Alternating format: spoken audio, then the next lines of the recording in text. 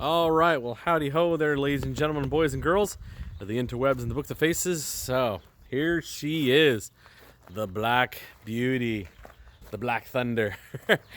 She is all done up, so the front end's all together and stuff on it.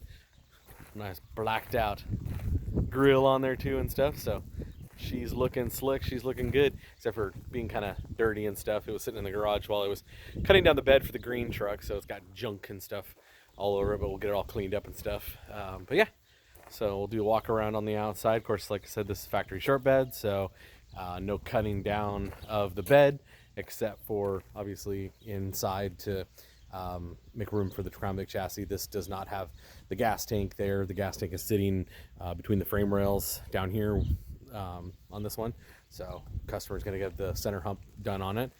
But we have the factory bumper on it, so instead of the big step bumper, it's got the factory style rear bumper, the ones you buy from like LMC and stuff like that. So customer provided that for us. So here's the driver's side.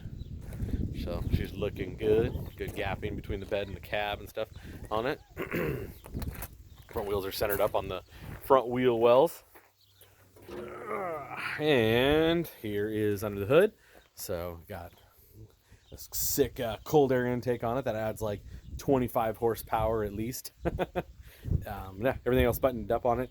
So just to reiterate on this one is utilizing the Ron Francis standalone wiring harness on it. So everything you see here is Ron Francis. Comes with all the factory connectors on it. You just like you just run the wires through it. It's definitely an ordeal but because every single wire, like each one of these coil ones and all these other sensors, the throttle light, all that stuff, all the wires you see, all the connectors it comes with, but all of that wiring is just like 10 feet plus of wiring, so it all has to be fed through and ran where it needs to run, as you can see through the loom, through the firewall and stuff, and down through. So everything's working. The pump even works for the windshield washer fluid on it. Of course, wipers and stuff all work on it too. We have the Battleborn brake system, so we got power booster. This is for the same booster assembly. It's on the newer Super Duties with the portioning valve and stuff for disc all the way around. So she stops beautifully.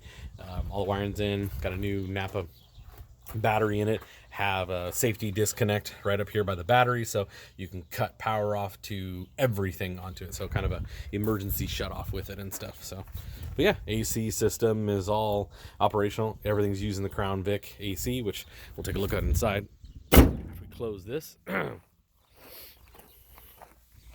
But yeah, so here's the inside. It had the power windows in it already. One side didn't work, or both sides didn't work. Something was weird with it, but now both sides work. So like this, oops, that's that side. So this there's a switch on that side, and then the driver's side actually has both switches. So this is for passenger side, window go up, window go down, yeah. And then this is driver's side, window go up, window go down. So pretty rad. The tracks and stuff definitely need some attention to it. So does the door panels and stuff. But yeah, pretty good.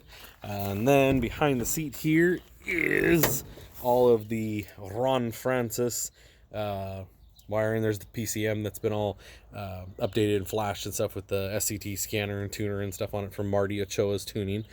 We still have the centrifugal switch, the safety switch for the fuel cutoff in case of an accident or something like that. Then that will actually cut the fuel off from it. But otherwise, and then there's a fuel module. So it's using all the Crown Vic safety stuff and fuel systems on it, the fuel pump and all that kind of fun stuff, fuel filter and everything, but just tied in with the Ron Francis wiring and stuff on it. So like I said, everything runs back to right here. Nice thing is it is all individually wired, so you can follow everything back in case you have a problem and stuff. Got some nice fuses and a relay and stuff on there with it. The seat is in really great shape. This is the one that came with the truck.